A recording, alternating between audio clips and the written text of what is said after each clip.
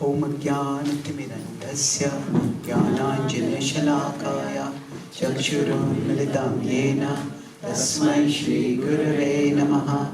Namo Vishnupadaya Krishna Preshtaya Bhutale Srimate Bhaktivedanta Swamin iti namine. Namaste Saraswate Deve Gauravani Pracharine Nirvishesha Shunyavadi Paschatya Deshatarine Vacha Kalpatarubhyascha Kripa Sindhubhya evacha Patitanam Pavanebhyo Vaishnavebhyo Namo Namaha. Jai Shri Krishna Chaitanya Prabhu Nityananda Shri Advaita Gadadhar Shri Vasadi Gaura Bhatta Vrinda. Hare Krishna Krishna Krishna Hare Hare Hare Rama Rama Rama Hare Hare. Hare Krishna. Hare Krishna. Thank you very much for coming today evening. Today we'll try to shed some spiritual light on an issue that is probably darkening the minds of all of us with some apprehension, some anxiety, some fear. That is the rapid and alarming spread of the coronavirus. And I'll start with an anecdote. I was in Canada last year, and after a talk, a 6-year-old boy came to me and he asked me, why do bad things happen to good people? Now, generally, if somebody asks this question at a personal level, if I have the time, I try to make sense of where they are coming from. So then I asked him, what happened? He said, today morning I was taking my milk and my biscuit, and my biscuit fell into the milk.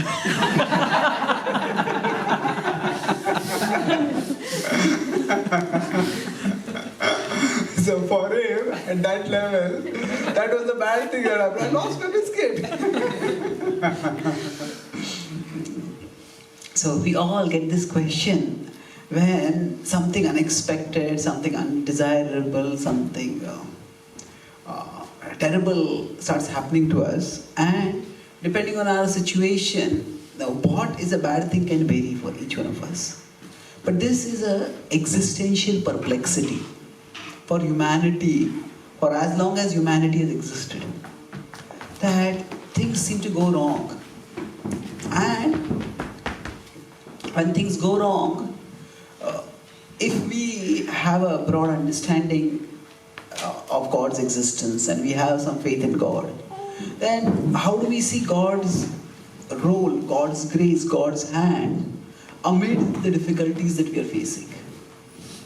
So I'll talk this in 3 broad parts, but the basic theme will be this, that if you want to see compassion, see God's grace, see His compassion, bad things will happen in life. And we can't always be grateful for all situations. But we can be grateful in all situations. For all situations means the specific thing that has happened, sometimes terrible things happen. And it's almost impossible to be grateful for that terrible situation in itself. But even in that situation, we can be grateful. And how is that? That will be the main theme of this class. I'll use an acronym called ACE. So ACE your life with gratitude. So how can we look beyond the situation? In 3 ways. Look around the situation. Look, something bad has happened. Look for the good around the bad. Then C is look for the good to counter the bad. And then thirdly, look for the good that may emerge from the bad. So when bad things happen, they just happened. And whatever reasoning we may give, but it's already there. So, and it's bad. No amount of philosophical or logical or any kind of reasoning is going to very easily change that bad thing's vision for us. So what we need to do is expand our vision. So look for the good beyond the bad or around the bad. Now, of course, we could look at a broader level and we can say that yes, we live in a world that is technologically advanced, and so at least there is awareness, there is spreading of measures of what are precautions to be taken. So I will talk about this primarily from a philosophical and then philosophical practical perspective, and we'll try to make sense of contemporary events also. So at a material level also, the awareness and the preparedness that we are capable of doing, that is something we can be grateful for. And the Black Plague hit Europe. At that time, people didn't even know for a long time what hit them. In fact, initially, researchers, now we could use the word scientists, but actually the word scientist came in the 19th century. Newton never referred to himself as a scientist. The word at that time was a natural philosopher. So whatever was the equivalent of scientists, when the Black Plague hit Europe, they tried to find out what was the cause. And they noticed initially that wherever there are cats, there is a Black Plague. So in several towns and in several cities and several countries in Europe, they started killing all the cats. And when they killed the cats, they found that the Black Plague increased. So it was being caused not by cats, but it was being caused by rats. So what happens is now rats and cats more or less coexist. So there is causing in logic there is causation and there is correlation. Causation means A is there, B is there. So A causes B, that's causation. But correlation, A is there and B is there. But that doesn't necessarily mean that A caused B. It's like researchers have found that people with bigger hands have better vocabularies. You say, okay, really? Bigger hand? What has bigger hand got to do with better vocabularies? Actually, people who have bigger hands are older. So naturally they know more than people who have small hands and small children. So bigger hands and better vocabulary, that is a correlation. That's not a causation. So in the past, when we had disasters hit us, often we were just groping in ignorance, trying to find out what was the cause. So at a material level, we can be grateful. At least we know what we need to do to some extent, awareness and preparedness. Now let's try to look at it from a spiritual perspective. So this is a continuation of the same point. Knowledge to make sense of what is happening. So what is this disease that has come? We have some knowledge at the level of science, at the level of medicine, in terms of preparedness. But we will also look at it from a spiritual perspective or from a philosophical perspective. That when something happens in the world, now what is its cause? So broadly, when things happen the way they do, there are three levels of causation, or three broad causes you should say. There is God's will, there is free will, and then there is evil. So what do I mean by these three things? Now, everything that happens is not necessarily God's will. So suppose we do some foolish mistake. Now, was that God will that we do that mistake? No, it was our forgetfulness or foolishness. Similarly, some bad people, some wicked people do terrible things. Now, is that God wanting them to do those things? No. So, there is a difference between God's will and God's sanction. Will refers to His intention. This is what He wants. Sanction refers to what He allows. What He wants and what He allows. So because God has given each one of us free will, so sometimes we may use our free will wrongly. And to some extent, God may allow that free will for us to use it wrongly for some time. So then there is God's will is one of the causes, but it's only one of the causes. It's not the sole cause. So when bad things happen, it may well be because some people have acted foolishly.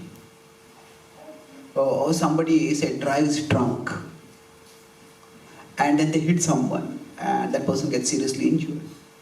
That's not God's will. That's that person's misuse of free will. Now there is free will and its misuse, but there is something worse than that. Evil is not just occasional or incidental misuse of free will.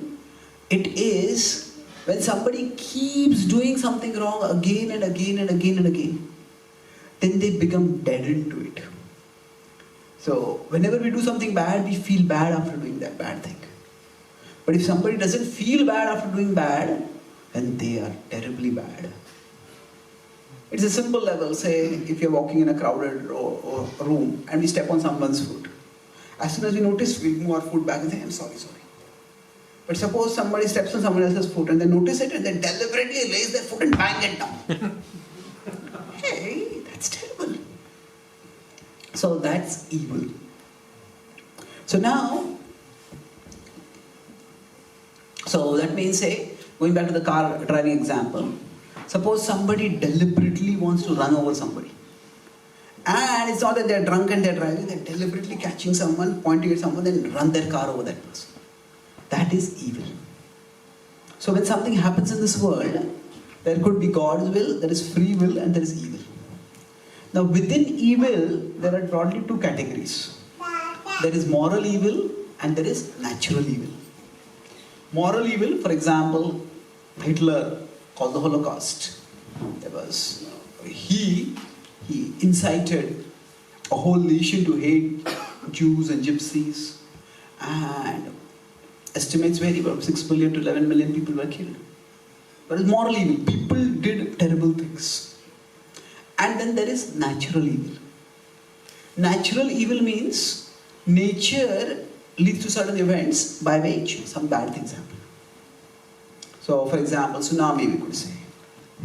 Now, if you consider the coronavirus, where would it fall? Natural evil. So, whenever some things happen in life, there is God's will, there is free will, and there is evil. So now when we talk about natural evil, what does it mean? That you could say there is a difference between, another way to term it, there is a difference between evil and tragedy. Say, like, suppose there is a flood and the water overflows, and people suffer, there's a lot of loss of life and property because of that. That's natural evil. That's a tragedy. But suppose somebody deliberately opens the door of the dam and causes the water to flood, then that's moral evil. So now, Gahana Karmano Gati, Krishna says in the Bhagavad Gita, how karma works is very difficult to understand. So now, among these things, if we consider God's will, free will, and evil. And within evil, there is natural evil and moral evil. Now, what is in our control is that it's a free will. It's our free will, we try to use it as well as we can. And we try to avoid moral evil. So now, some people say that in Wuhan, when this virus originated, the Chinese government initially was more concerned with maintaining its reputation than ensuring the protection of people. And that's why, for almost a month or two, they didn't take any action adequately. And then they even took action against those doctors who were trying to alert it. And then suddenly, when they realized how bad it's gone, they shut down the whole city. In fact, 5 million people they shut down. It's 5 million people. I mean, it's unprecedented history of humanity as far as we know it. So many people being shut down at one time. You consider from a perspective of America, the 4 biggest cities in America: New York, LA, San Francisco, Chicago. All 4 of them combined together is less than the population of what was shut down, the area that was shut down. A complete blockage. So now what happens is that natural evil will come on its own course. But we all may have different, people may have different philosophical opinions. I believe this philosophy, I don't believe this philosophy. But one thing that we can all agree, I will say two things that we can agree. One is that life is tough. Whatever happens, life is tough.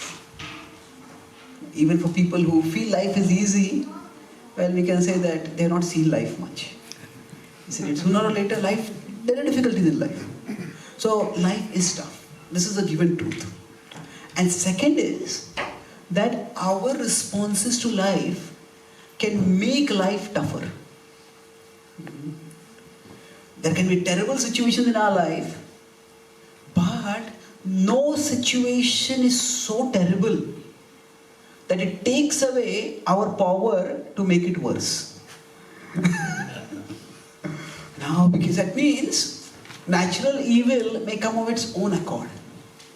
But if there is moral evil, or if there is misuse of free will, then that can make things worse.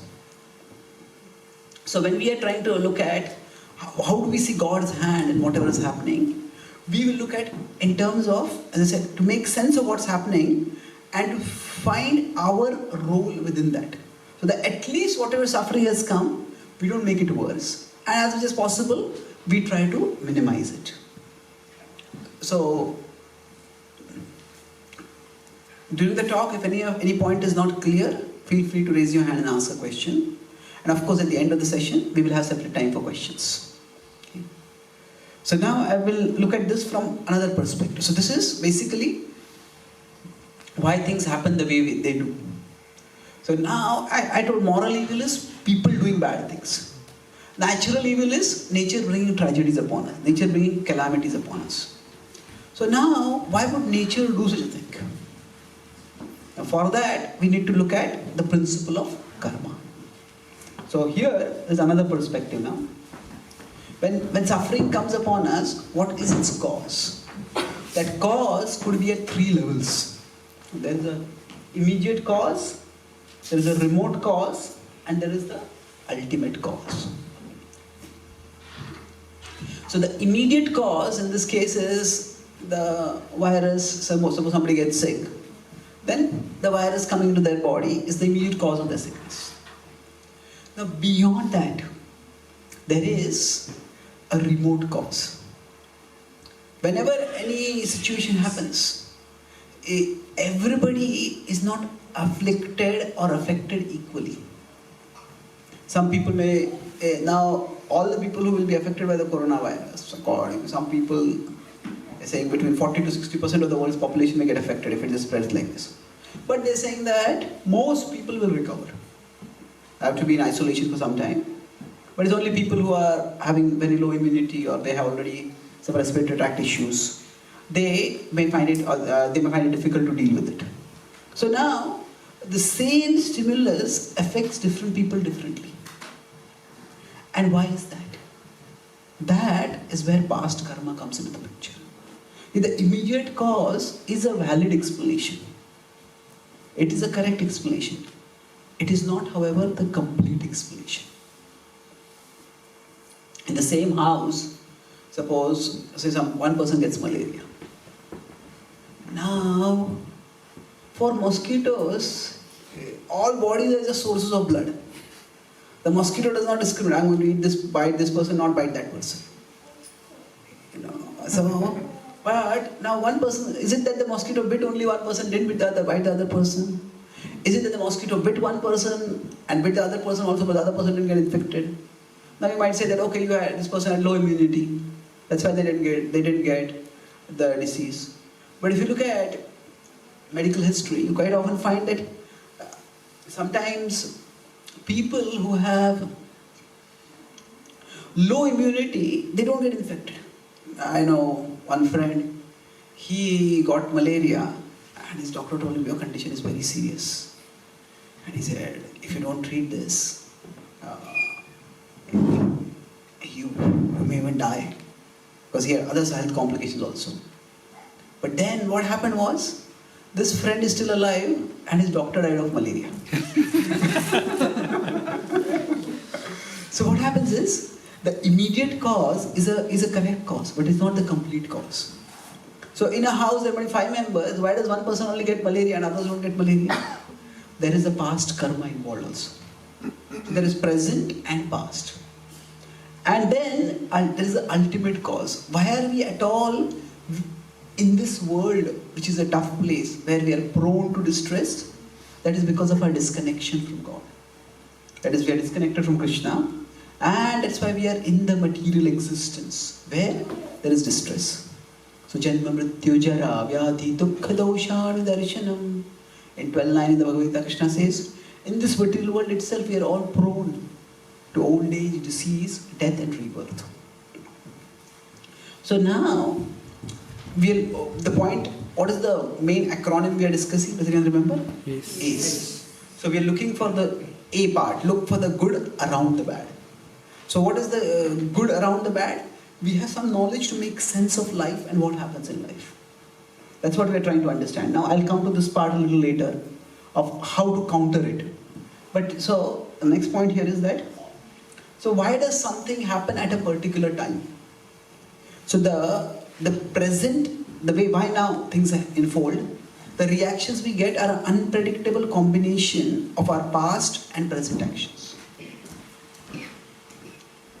Some people, they say, suppose by their past karma, they have a sickly body. And then they have to be ultra careful about their diet. If a little imbalance, the food is a little spicy or a little oily, then they get, their whole health gets disrupted by it. Some people, they have a very healthy body.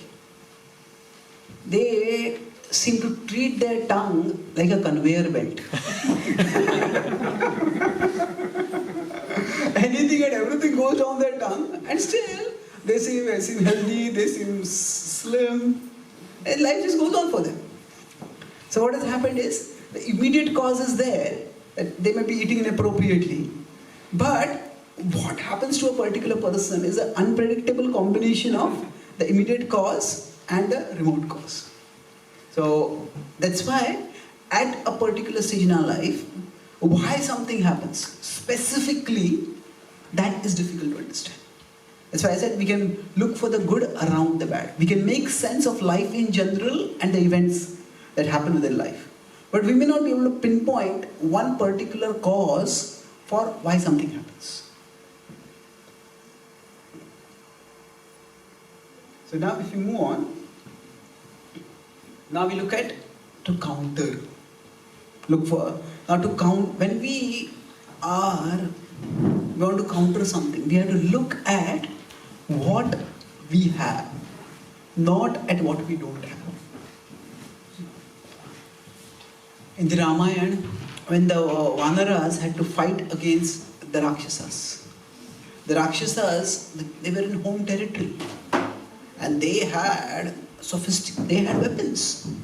They had maces and cudgels and their bows and arrows and swords.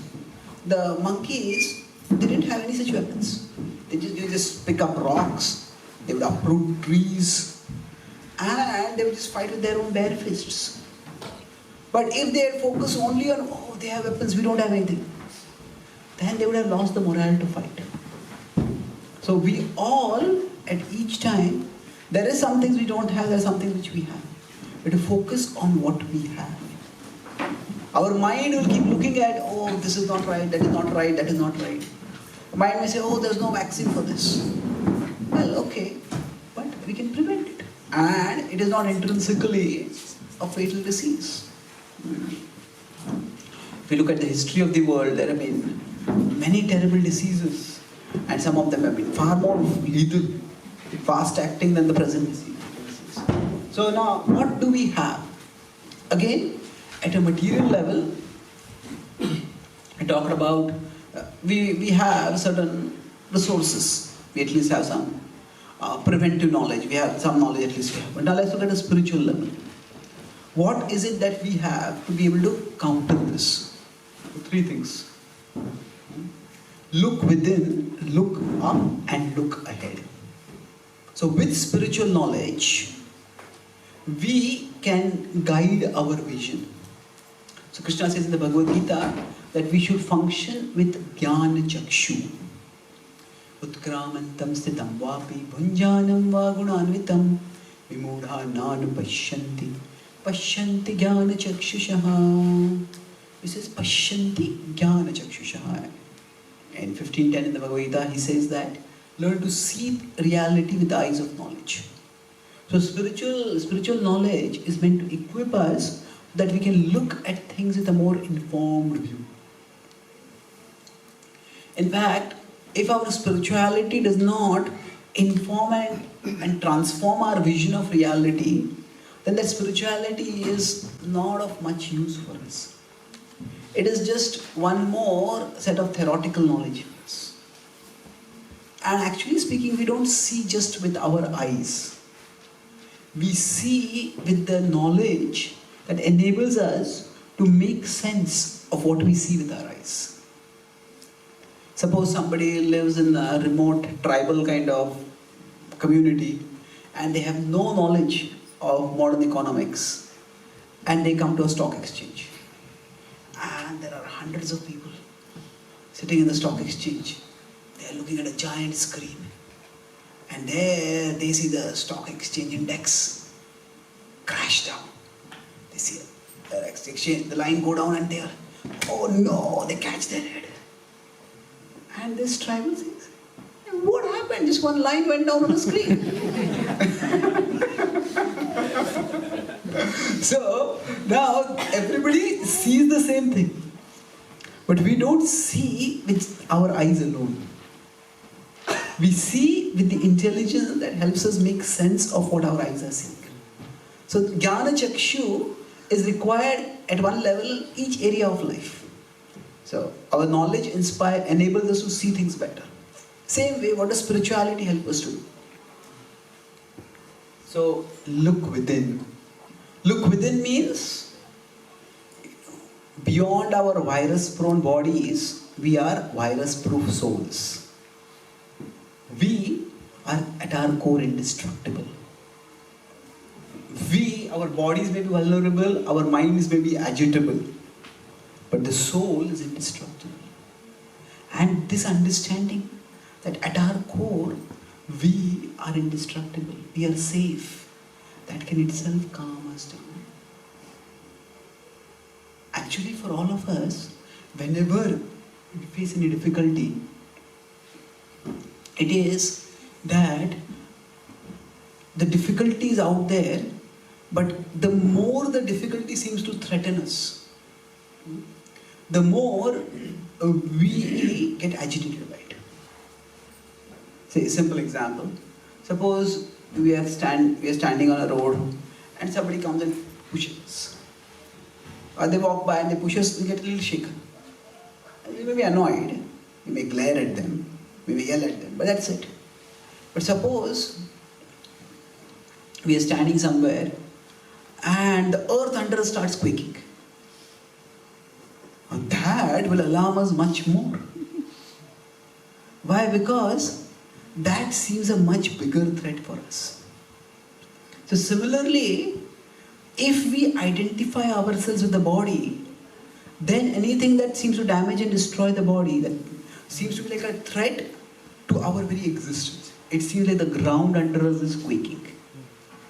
But when we understand that I am a soul, then yes, it's a matter if somebody is pushing me over, I have to balance myself. I have to check what I can do to not fall down. But it's not that big a threat. So, first when we understand that we are spiritual beings, we look within with Jnana Chakshu. With the eyes of knowledge, then we understand I am the Atma. The body is virus prone, but the soul is virus proof. So, on many occasions, whenever there is a problem, there is some danger, there is some threat, there is panic. In crowded places, for example, say if in a movie theatre or a sports stadium, some fire occurs. And the fire may not cause as much damage as the panic running of people which causes stampede and kills people. So, often our reaction to a problem makes the problem worse, or our reaction to a problem is a bigger problem than the problem itself. So by looking within and understanding I am a spiritual being, we can ensure that we don't panic. We don't let ourselves become overwhelmed by fear. There are different kinds of phobias. Some people have hydrophobia. What is hydrophobia? Water. Hydrophobia, yeah. And then some people have arachnophobia. You know what is that? Spiders. Spiders. So some people have germophobia. Germs. Germophobia, they are constantly fearful. It's like if somebody 10 feet away from them coughs, they will run away from them. They're paranoid. So of course, phobia is sometimes a medical condition, but the fear, the irrational fear can make things much worse. So now look within. That can calm us down. Then look up. Look up means that just because things are out of our control doesn't mean that they are out of control. Everything is within God's plan. Everything is not necessarily God's plan, but it is within God's plan. Within God's plan means that God can accommodate whatever happens. Just like in a school, the school's purpose is that the students study well, pass their exams, and get promoted to the next level till they eventually graduate. But if a student fails, the student doesn't study and flunks, the school has a plan to accommodate them. If it's 1 or 2 subjects, okay, you go to the next class, but you redo the subjects. If there's many subjects they fail, then you redo this level again. So the student's failing is also accommodated within the school's plan. The student's failing is not the school's plan, but it is accommodated within the school's plan. Similarly, the things that happen in the world, everything is within God's plan. Things are not out of control. And the world can hurt us in many ways, but greater than life's power to hurt us is God's power to heal us. So when we look up, now when I'm talking about look within and look up, this is not just sentimental or intellectual. Sentimental means, we think, God is there, He'll take care of everything. Intellectual means we philosophically understand God's existence and we rationally accept that the God's plan. This is important, but it is actually spiritualizing our consciousness.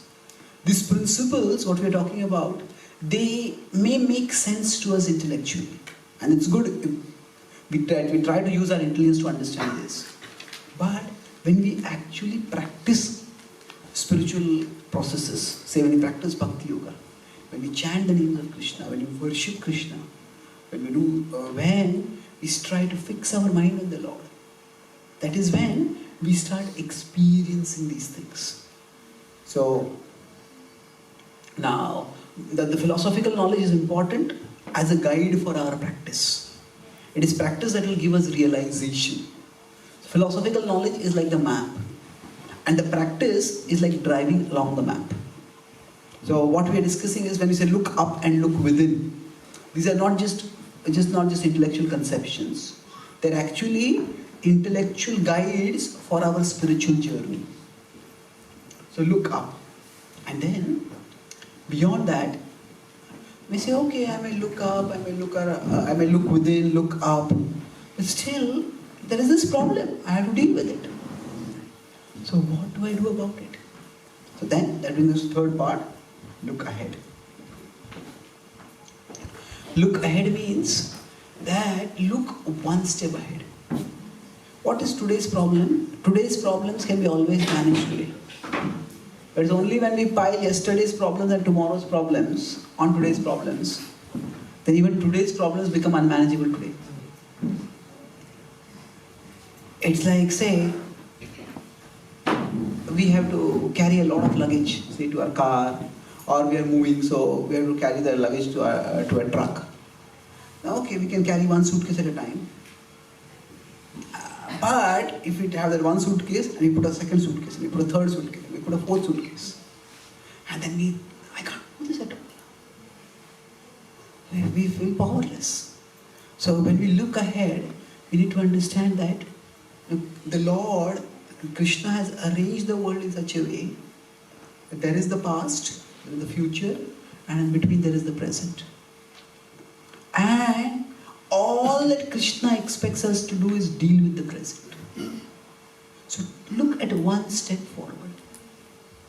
The faith can be understood in different ways, but one definition of faith is the willingness to take one step forward even when the full path is not clear. Faith means the willingness to take one step forward even when the full path is not clear. This is what I can see. With what I can see, I take this step forward. And the way to do this is by seva bhav, by service attitude. We can function in the world either with a controlling attitude or a service attitude. Controlling attitude means, okay, this is how I want things to happen. Now, if I have a controlling attitude, then I need to see the whole path, and this is how I want to take the path. But if we understand that we are all parts of Krishna, our eternal relationship with Him is of love and service. Our eternal identity is of serving Him. Mamaivam jiva loke jiva bhuta sanatana. So Krishna says, all living beings are my parts. And we are all meant to serve Him lovingly. So then, in whatever situation we are in, how do we look ahead? Krishna, how can I serve you now? How can I serve you now? In this situation, how can I serve you? So when we do this, okay, there is something, some mess that I made in the past, or others made a mess of my life in the past. In the future, some things might come up. But what can I do right now? How can I serve you right now? If we have that attitude, then we'll find that we can.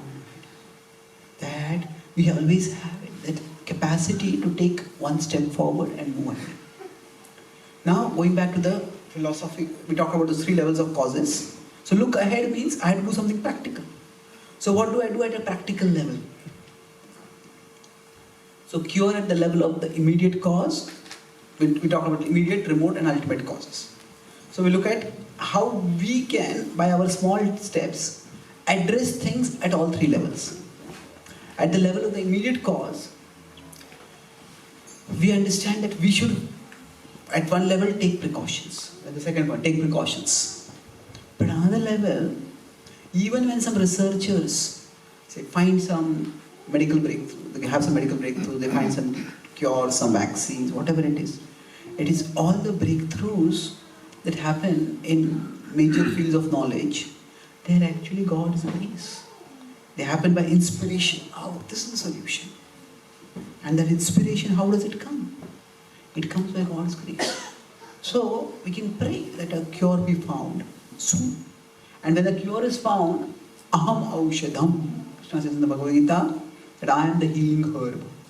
That means even the power of medicine to cure is given to that medical, that substance by God's grace. So we don't see God's cure necessarily coming in some paranormal or miraculous ways. Even the normal healing potency of things also comes from God. I was in a hospital in India. It's a spiritual hospital, so they have a slogan over there. It says, we treat, He cures. So we treat. Medical science is incredibly sophisticated now. And it's the sheer amount of study that has been done is extraordinary. At the same time, there are so many medical mysteries. Sometimes somebody has ordinary flu and you give them medicine and this doesn't work. Sometimes a person has a terrible disease and they're still living normally as if nothing is wrong with them. So there are factors beyond what are ordinarily perceivable for us. They are called as medical oddities or medical miracles or medical mysteries. And there are many like this. So the idea is that when a medicine cures, Balasya Neha Sharanam Pitra Narsimha, the beautiful prayer in the 9th canto of the Srimad Bhagavatam, where Prahlad prays that, my dear Lord, the immediate cause is not the complete cause. He says when a medicine is given to cure a person, the medicine is the immediate cause, but the medicine alone doesn't cure. It is you who cure through the medicine. So we can pray that a medicine be found and the researchers get the inspiration to find the medicine. Until that time, we do what we can to protect ourselves. So then cure at the level of remote cause. A remote cause means that there is karmic complications involved over here. Now, this particular disease originated in the Wuhan market, where flesh was being sold. If we consider today, almost every day, more animals are slaughtered than the population of New York and LA combined together. It's that many animals are slaughtered every day. So, throughout human history, people have eaten meat. We have canine teeth, and we can eat meat if we want. Biologically speaking, we are omnivorous. But our body gravitates more towards vegetarianism than non-vegetarianism. But the canine teeth are few. And similarly, throughout history, meat has been a small portion of people's diet. But it's the first time in human history that organized slaughterhouses, where millions and millions of animals are grown solely for the purpose of killing. And not only are they grown, they are sometimes artificially stimulated to grow faster, to have more flesh. So when we inflict pain, there will be reactions for that. So there is individual karma and there is collective karma. Individual karma means we do something wrong and we get the reaction for it. But if we are part of a society where something wrong is being done in an organized way, then there will be consequences for that. So at the level of the remote cause, we all can learn to act more responsibly. And we can create awareness, people, that we are all responsible for our actions. There will be consequences for our actions. And now here, that brings us to an important point, that there is a difference between a cause and a purpose. Cause is why something happened, from where something has come. Purpose is where that thing is taking us. So now we may not specifically know the cause of the things that happen to us, but we can know the purpose. The purpose is that we are all souls. We're talking about addressing at the level of the ultimate cause. It's like, say, if a woman is pregnant and she is nearing delivery. At that time the contractions happen and the labor pain starts happening. Now, even the best scientist may not be able to find out why each particular pain comes. The cause of the pain, sometimes the pain is a lot, sometimes the pain is a less. So the specific magnitude of the pain, the specific way the pain comes, that cause is not so easy to know. But it has a purpose. The purpose is the child is coming out of the womb. And there will be, through it all, a fresh life, a new life will be there in the world. So for us, similarly, we are all souls and we are caught in the womb in a womb of material nature, where we are in ignorance. At one level, actually I was in Canada. I was staying at a devotee's place, and a person was just become a devotee, and he had a construction company. His construction company's slogan was, our homes are as comfortable as your mother's womb.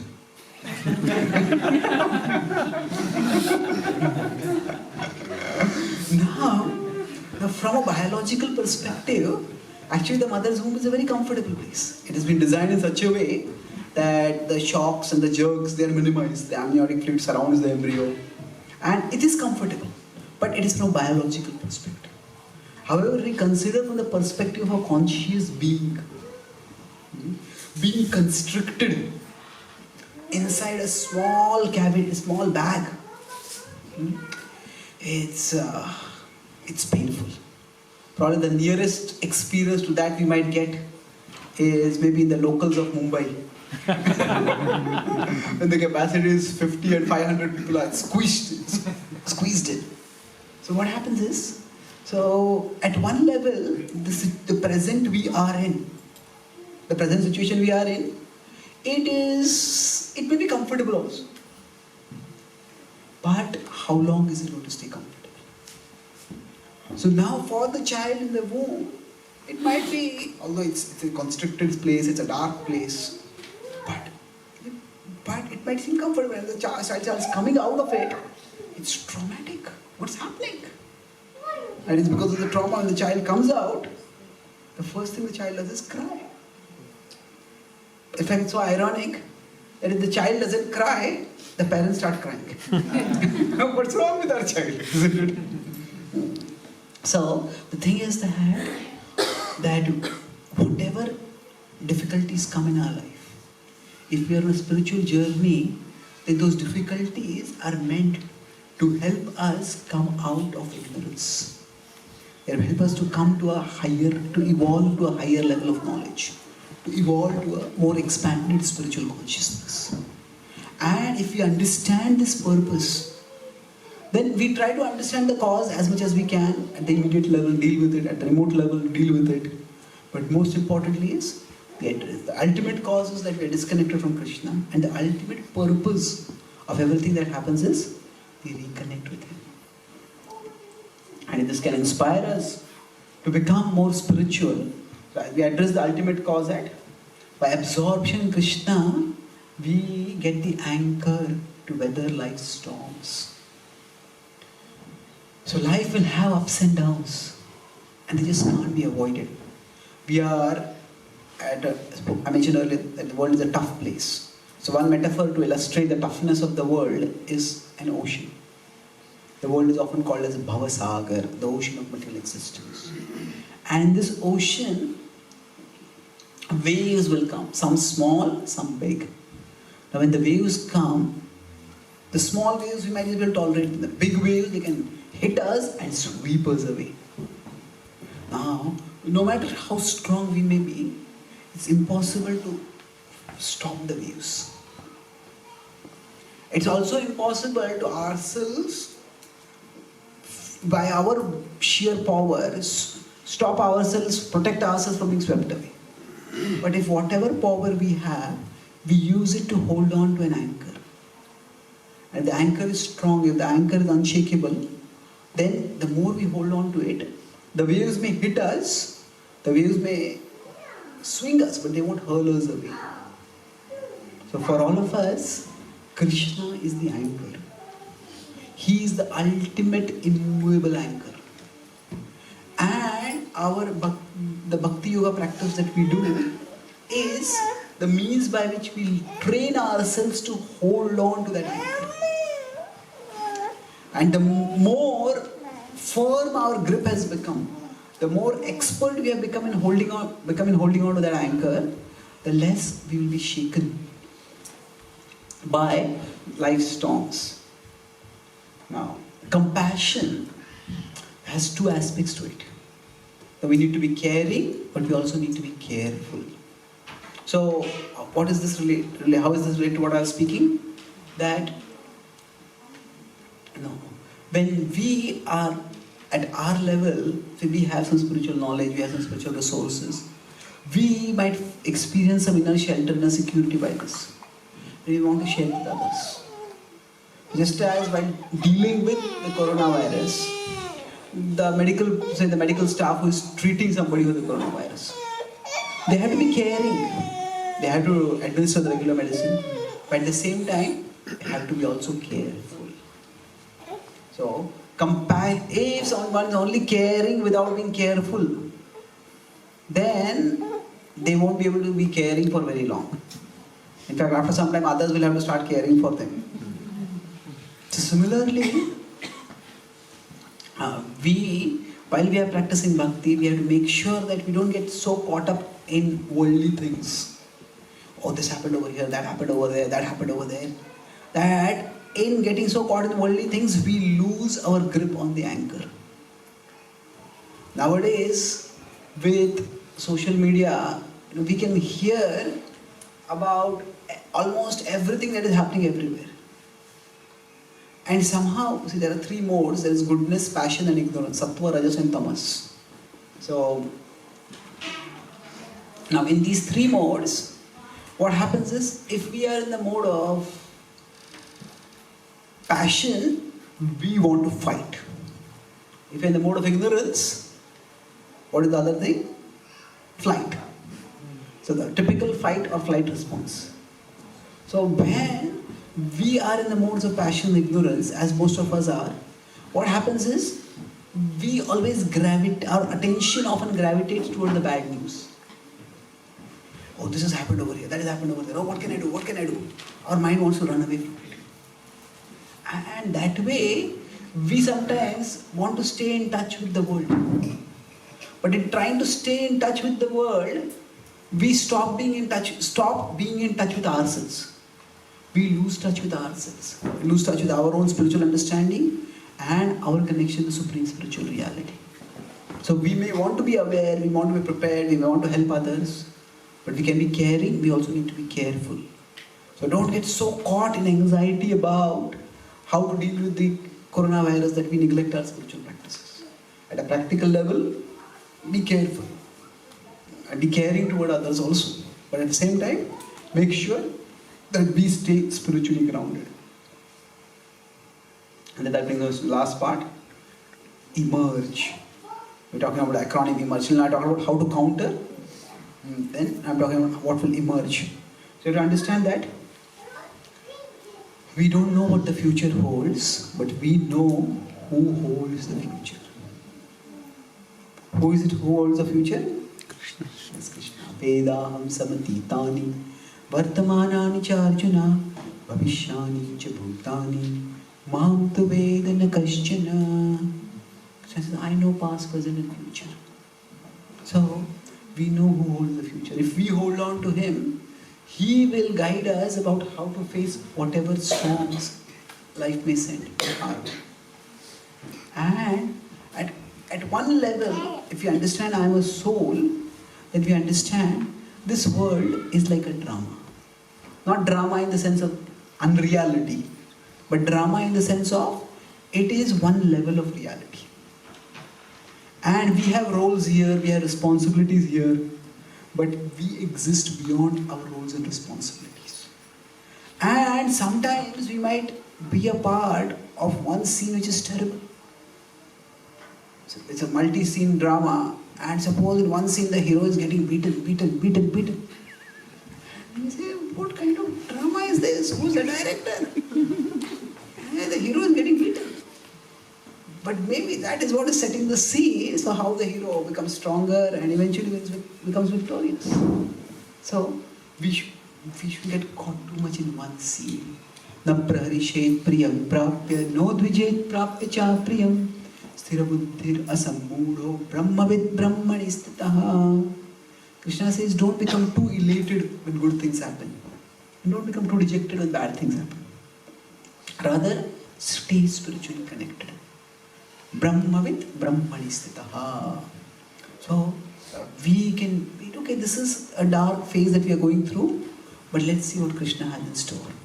And the present will give rise to a brighter future. Conclude with two reflections. Now, we may have to live with fear, but we don't have to live in fear. Live with fear means when there is danger, we need to be aware of the danger. And we have to live with it. But live with fear means fear is a component in our consciousness. Whereas live in fear means that fear is the container of our consciousness. We can't think of anything except the danger and the fear caused by it. Now how does that happen? How can we live with fear instead of in fear? It is when our consciousness expands. If our consciousness is fixated on the source of the fear, then whatever happens we'll feel, we'll just interpret it in terms of the danger and we'll just stay fearful. But if our consciousness is expanded, then yes, this fear is there, but my life is much bigger.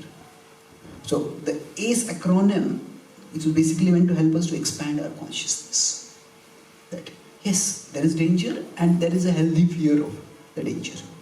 But we don't have to live in fear. Okay? The more we practice bhakti, the more we expand our consciousness, then the fears will be in our consciousness, but they won't overtake, they won't dominate our consciousness. And we understand that we are always with Krishna in our heart. And we don't know what kind of karma we have done in the past. We don't know what kind of karma we might do tomorrow also. We might sometimes do something foolish.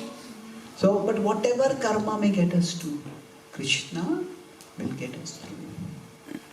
Krishna will get us through. Krishna assures in the Bhagavad Gita, Mat chitta sarva durgani, mat prasadat tarishyasi. So sarva durgani, whatever obstacle might come in your life, Krishna says, if you become conscious of me, you will pass over all obstacles by my grace. So Krishna's grace is not in removing the obstacles, but in giving us the resources to raise our consciousness above the obstacles. So where is Krishna's karuna in today's karuna? The karuna is in the resources for us to become conscious of it. In the various resources that can help us to become Krishna conscious, thereby this thread doesn't take over our consciousness, but remains as one part of our consciousness. So if we look at those resources, then we will find that yes, God's grace is still available, God's mercy is still available. And with that mercy, we can face whatever challenge life sends our way. So I'll summarize. I spoke today on this topic of where is Krishna's karuna amid today's karuna. So I talked about it in broadly 3 parts. First I said that if you have to look at compassion, we can't be grateful for all situations, but we are grateful in all situations. And there's an acronym. What was the acronym? ACE. So what is A? Look for the good around the bad. So look for the good around the bad, I said. We have the philosophical knowledge by which you can make sense of life and what is happening in life.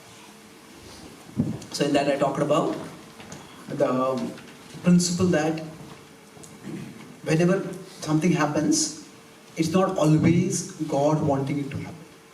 There are 3 levels of causes, or 3 factors involved in anything happening. What are the 3 things? God's will, free will, and evil. Yes, thank you. Then evil, I talked about the 2 categories, moral evil and natural. That's excellent. Thank you. So then, and moral, life is tough, but moral evil can make it much tougher. So at the very least, what we can do is, we can avoid ourselves indulging in moral evil, or we can encourage people or guide people so that they don't do that. And then I talked about how natural evil is basically a reaction to our karma. So then there I talked about 3 levels of causes. What are 3 levels of suffering? Immediate cause, remote cause, and ultimate cause. So with respect to the current pandemic, what is the immediate cause? The virus. The remote cause? Past karma. That's past karma. Not everyone who gets exposed to the virus will get afflicted equally by the virus. So this immediate cause is correct, it's not complete. And then what is the ultimate cause? Disconnection from Krishna. So then, it's good. Then so I talked about look for, so the good around the bad is the knowledge to help us make sense of what is happening. Then what is C? Look for the good to counter the bad. And then within that I talked about 3 three directions for our vision, by which we can get some security amid this uncertainty. What are three things? Look within. Look within. Then look up. And then look ahead. So look within means that beyond our virus-prone bodies, we are virus-proof souls. And then look up. Look up means that everything is within God's plan. Even when things appear to be out of our control, they are not out of control. They are under God's control. Then look ahead means that take one step at a time. So, does anyone remember the definition of faith I mentioned? Even in the difficulties? Putting one step forward even when nothing is clear. The path Even when the full path is not clear, the readiness to take one step forward, that is faith. And that faith we can have by cultivating service attitude. Krishna, how can I serve you in this situation? And then with this, when we are going to take one step, how can our one steps deal with the problem at the three levels of causation? So at the level of the immediate cause, we take practical precautions, and we understand that when some medicines are provided, they are also by God's grace. It is God giving the inspiration for researchers to find the medicines. At the level of the remote cause, we understand that there is collective karma, and we are living in a society that is brutal, where humanity has brutalized the rest of existence. So there will be some consequences for that. But we, at least at an individual level, can try to become more responsible with actions that we do. And at the level of ultimate cause, we talked about anchor, yes, we hold on to Krishna. The life storms may come in, but if we hold on, the storms won't shake us that much. And then, when I talked about, there's a difference between the cause and the purpose. It's like, for the child as well as the mother, the labor pains are traumatic. But through that, something wonderful is going to come out. So the specific which pain comes why, that's difficult to understand. Similarly, we are all currently in a state of ignorance, and we can evolve to a better situation. So rather than fixating on why this particular problem is coming, we focus on the purpose, that is evolving our consciousness toward Krishna. And then lastly, I talked about emerge. Emerge, I talked about how that by Krishna's grace, He can guide us, He's always with us. That, as I said, we may have to live with fear, we don't have to live in fear. By the practice of bhakti, our consciousness expands, and whatever karma may get us to Krishna, will get us through. Thank you very much. Hare Krishna.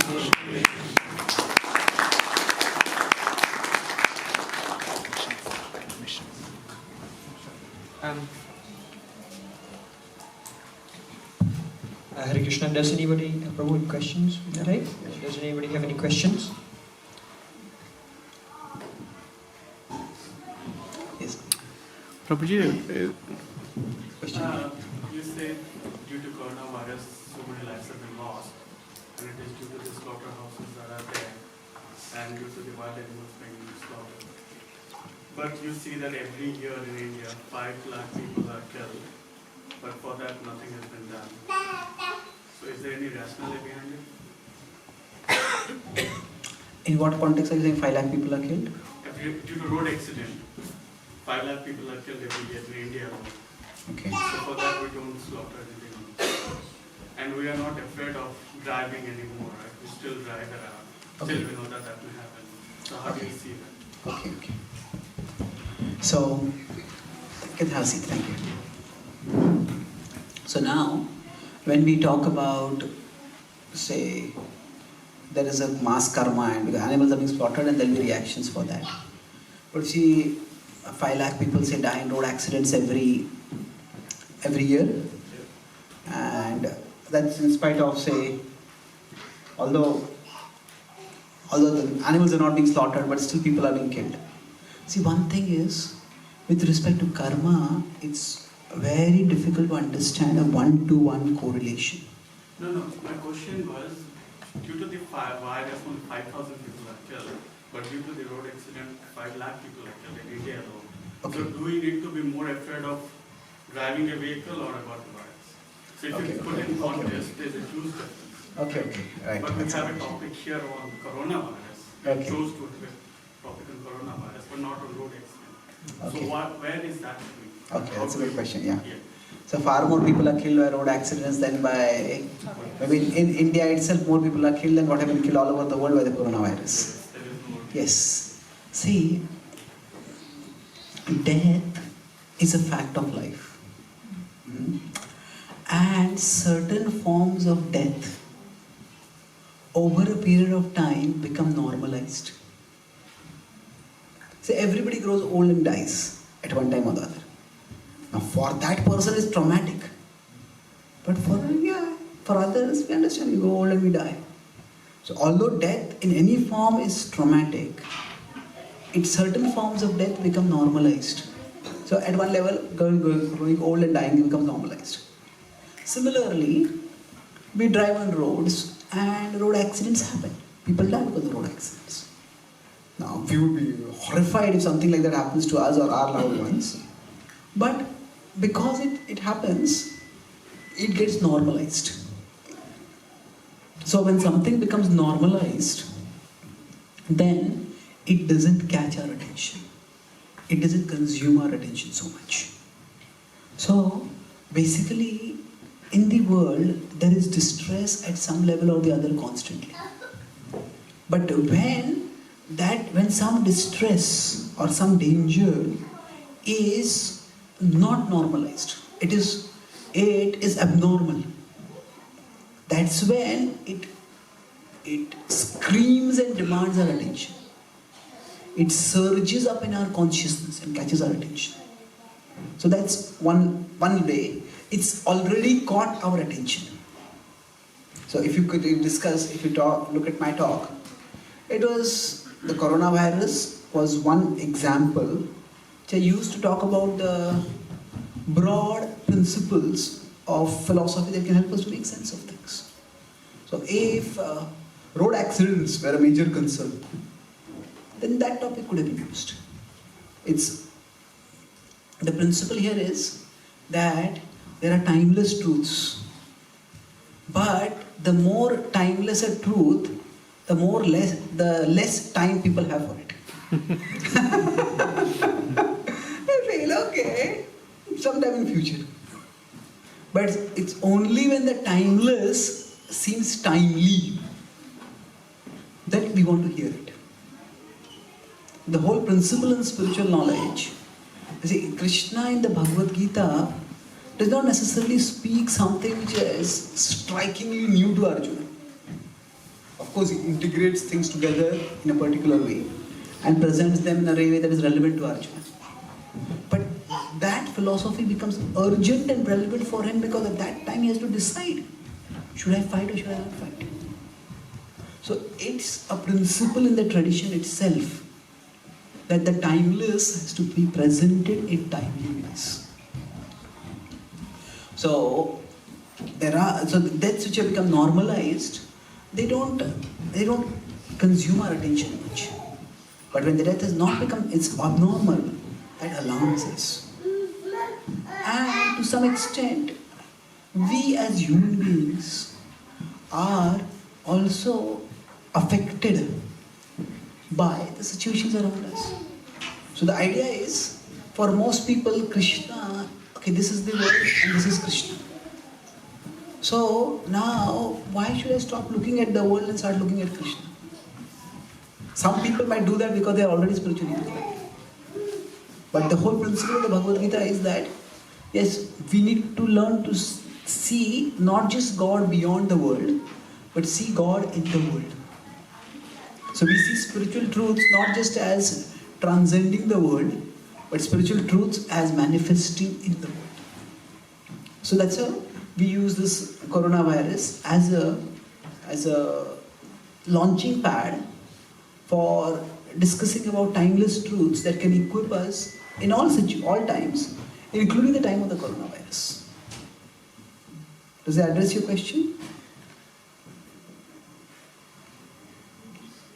As far as the hyper extra attention, yeah, that's human attention. What it will go towards, it's very, very difficult to say. I think maybe a year or two ago, there was a Australian cricketer who died in not a road accident, bouncer hit him. I think hit him on his neck or something, and he died because of that.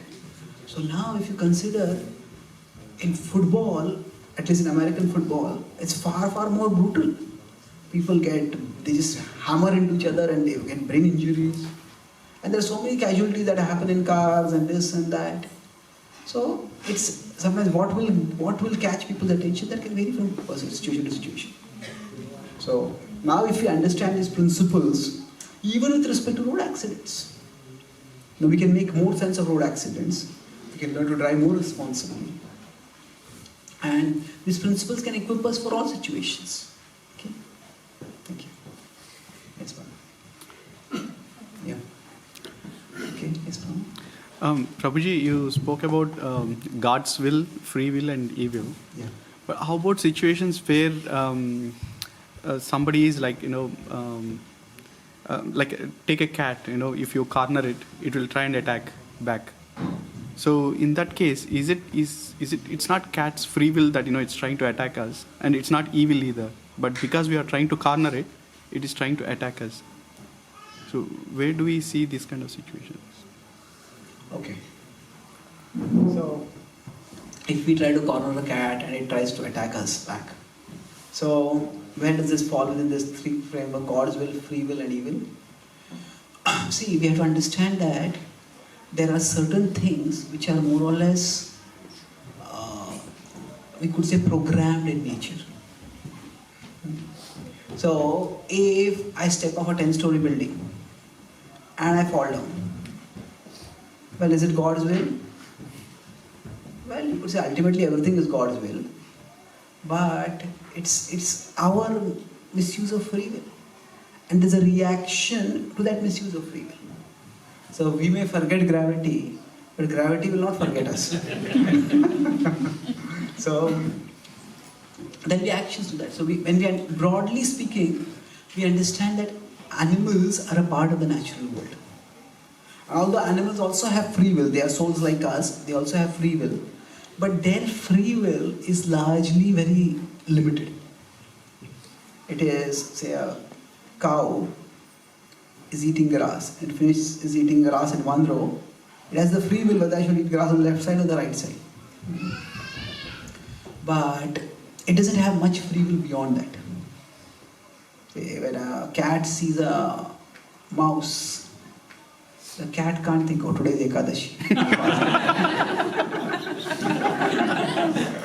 So, today is a sacred day, I'm meant to fast. No. If it's hungry, it'll pounce on it.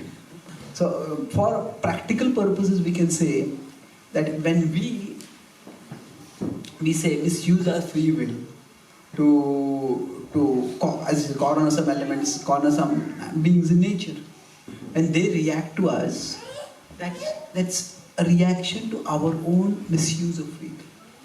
So now some people might be out to hunt because it's just a profession. Some people might be sadistic when they get joy in hurting others. If it's a joy in hurting others, then it's evil. So any framework, this is a broad principle, that every framework for analysis is like a map. The map, on a map, you can say we can have very neat divisions. Say if you consider India is here, Pakistan is here, China is here. But if you actually go to the border, there is no one clear demarcating line everywhere. So a map is useful to get a broad sense of the territory. But the territory is always much more complex than the map. Similarly, any analytical frame that we use, it is like a map. It gives us some sense of the territory, some sense of the reality. But the reality is always more complex than the analytical framework that we use to analyze it. So we use this as like a map, not an exhaustive description, but an indicative guide. Okay? Thank you. Yes, please. After this coronavirus emerged, there are many mass worships that are happening. People gather in temples, yajnas and homas are happening. Should people even do that? Would there be any positive effect because of this? If at all there is any effect, what's the explanation behind that?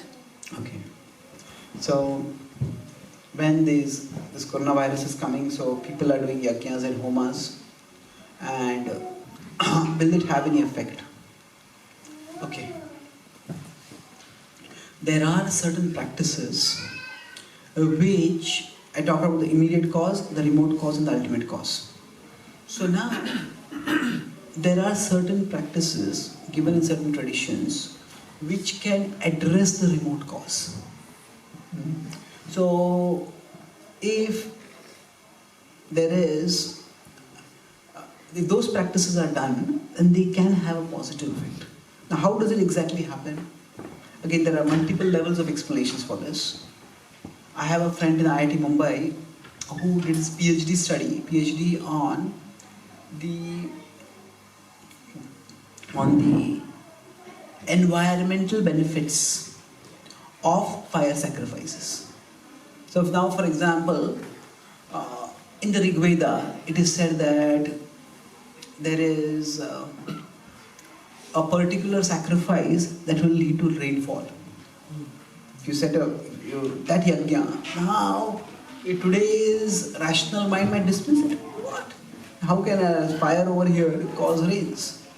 But what he found is that if you take the specific elements that are mentioned in the Rig Veda, the specific kind of wood, the specific kind of ghee, the specific proportion of the fire of the sacrificial altar, then by that burning, the smoke that is created, the smoke contains chemicals that can cause cloud seeding. The cloud seeding is the phenomena where there are clouds in the sky, but the clouds are just not giving rains. So then now when we call it artificial rains, sometimes scientists try to induce that. What they do is they send helicopters into the clouds and they try to put in chemicals over there which will cause the clouds to precipitate and give rains. That's cloud seeding. So that's what we are doing. Cloud seeding by sophisticated means that the yajna seems to have a similar effect. So now there is much scope for scientific research in this area. But so his thesis is that many of these yajnas at one level will cleanse the environment. So if the yajnas are done with the specific ingredients mentioned in the Rig Veda, in the Vedas, then they can cleanse the environment. So this is something which we can understand at our rational level. So the universe is much more complicated than what we perceive. So modern science has one way of perceiving the universe, and it is powerful, but it may not be the only way to perceive the universe. So there could be the scientific and the spiritual ways need not be contradictory, they can be complementary. I'll give a couple of examples to illustrate this. Suppose there's a billiards board and then somebody has a camera right on top of the billiards board, and then they observe what is happening through the camera. And they see, okay, this ball starts moving, and this ball moves, and that hits that ball, and that ball hits that ball, and then that ball goes into the hole. And this whole event of starting from this ball's motion to that ball's going into the hole, this whole event can be explained in terms of the laws of physics. It came at this momentum, this speed, this angle, and that's why that ball went into the hole. Now that is a correct explanation. Simultaneously, if we expanded the camera further, we could see that that ball was hit by an expert player with a stick. So why did the ball go into the hole? Was it by the laws of physics? Was it by the expertise of this player? Well, both explanations are valid. They are complementary, they are not contradictory. So there can be a mechanical explanation for events, and there can be a personal explanation for events. And both can work together.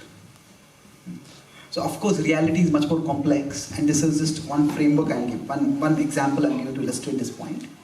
But the principle is that science looks at the universe like the camera is focused only on the billiards board. Science, right from its beginning, if you look at the history of science, we start with Francis Bacon and other pioneers of science. they divided reality into what they call as primary properties and secondary properties.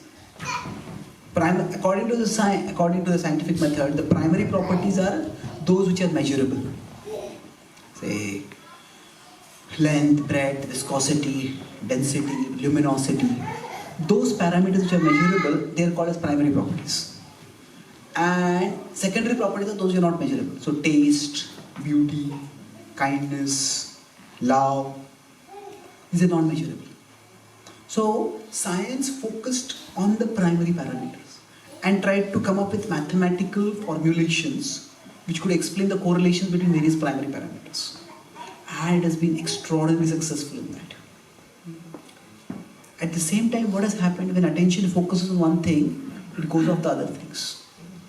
So now the scientific way of looking at the world is powerful, and it is important. It is important to look at it that way and learn from it. But that needn't be the only way we look at things. So if we look at our own day-to-day experiences, we are not primarily interested in the primary properties. Say, if you go home and say, if say you go to some place and you meet some person, and you go home and say, I met a very interesting person. Oh, really? Tell me more. He says, that person 150 pounds and 5 feet. Really? Is that the most? If some person has some extraordinary dimensions, we might be interested in that. But when we look at people, the primary parameters are not their physical dimensions. It's their qualities, their interests, their personality, so many things. So for the world of science, or what science considers the primary properties, are not the primary properties in our world of daily living. So to explain this in a little more philosophy, just to give one philosophical term for this, is the term called cognitive dualism. Cognitive dualism means two realities. So cognitive dualism means, cognitive is the process of perception, cognition. Cognitive dualism means the same reality can be perceived in two different ways. Say if you have a beautiful painting, now you could look at it and see what is it that is depicted through the painting. Okay, it could be some stirring image of some heroic act done by some person. But you look at it from another way and you could just see that as a combination of various colors. And that is also a valid way of looking at it. But if I look at it only as a combination of colors, I will see the image that has been depicted to it. So basically, reality is multi-level. And we can have cognitive dualism. So science looks at the things from one way, and the spiritual vision looks at it another way. It's like if you look at a computer, and we show a computer a painting, with Google access, the computer might recognize the painting. But the computer won't experience anything. It might be a dazzling, inspiring painting, but the computer is not going to experience any inspiration.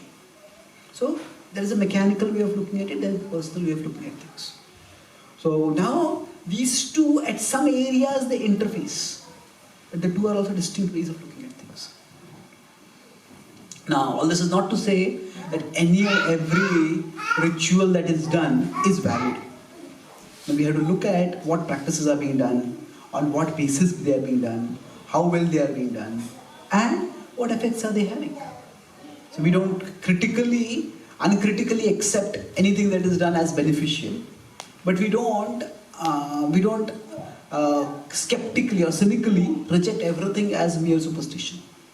We understand that the reality is more complex, and there are practices which might tap aspects of reality which the scientific method does not tap. So the principle here is that why I was talking about these two levels of perception, that within another level of perception, there are higher realities, there are higher beings. There is the supreme being God, there are devatas, and when certain yajnas are performed, these satisfy those higher beings. And when the higher beings are satisfied, then they can unleash cosmic powers by which certain disasters can be averted in ways that we humans can't do. So that is the purpose, how authentic and how effective a particular practice is, that has to be evaluated on a case-to-case basis. Okay, thank you. And he'll stop here. Are you making an announcement or a question? A question. Put the microphone down. Prabhuji, in your lecture you explained about suitcases, and you're only carrying one suitcase and just taking it one step at a time, sort of thing. So sometimes in life, if there's too many suitcases that get put on you, you can't carry them and you feel overburdened. But sometimes all those suitcases come at once. So you can't select and only choose to pick up one. All of the calamities come at once. How do we understand that situation and how do we get through those sorts of situations? So if multiple calamities come at the same time, so we may not want to pick up many suitcases, but many suitcases are piled on top of us. So what do we do at that time? At that time also, it's important that we